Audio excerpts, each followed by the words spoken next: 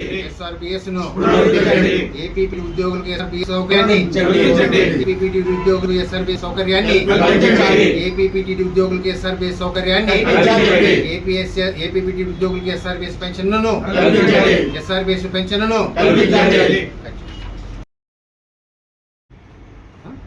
గౌరవనీయులు అప్పటి ముఖ్యమంత్రి నందమూరి తారక రామారావు గారు 1989లో స్టాఫ్ రిటైర్మెంట్ బెనిఫిట్ స్కీమ్ను ఏపీఎస్ఆర్టీసీలో ఆర్టీసీ ఉద్యోగుల సంక్షేమం కొరకు నేషనల్ మజ్దూర్ యూనియన్తో ఒప్పందం కుదుర్చుకొని మరి ఆ రోజు ప్రవేశపెట్టడం జరిగింది.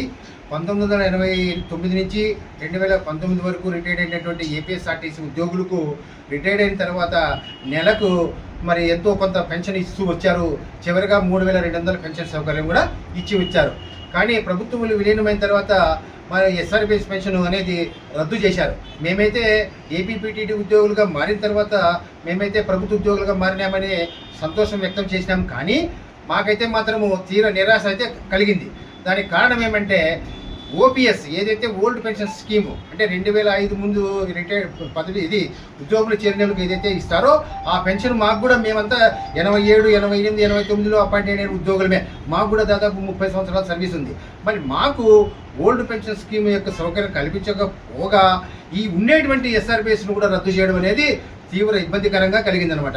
ఇప్పటికే ఆర్టీసీలో రిటైర్డ్ అయిన ఉద్యోగులకు మరి 2019 వరకు అనుభవిస్తున్నారు. మరి మాకైతే 1/1/20 తర్వాత మరి పదవి విరమణ చేసిన వాళ్ళకు రావడం లే.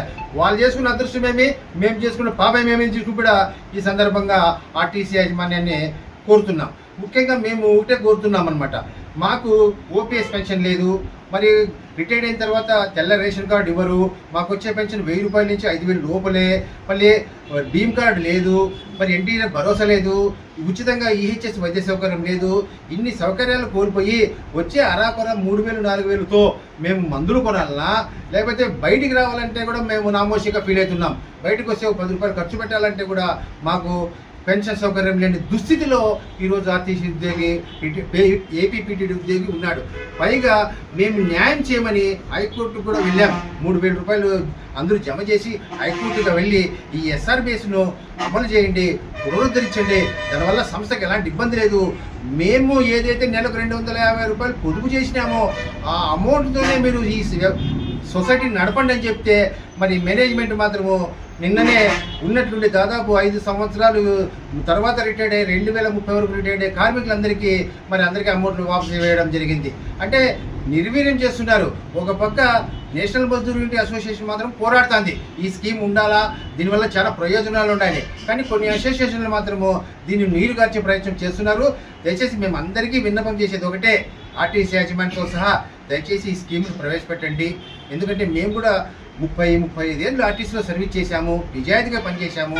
మాకు కూడా రిటైర్డ్ అయిన తర్వాత EPS 95 స్కీమ్ ద్వారా ఒక 4000, 2000, 3000 వస్తే దీనికి అదనంగా 3200 వస్తే మేము మందులు తీసుకుంటాము, లేదా కుటుంబాన్ని పోషిస్తాము, తర్వాత సమాజంలో మేము కూడా గౌరవంగా బతుకుతామనే ఉద్దేశంతోనే మేము ఈ రోజున ఈ యొక్క మీడియా ద్వారా మరి ప్రజాప్రతినిధులకు, మరి అధికారులకు, నాయకులకు ప్రతి ఒక్కరికి చేతులను ఎత్తి నమస్కరించి మీకు కోరుకుంటున్నాము. Thank you very much.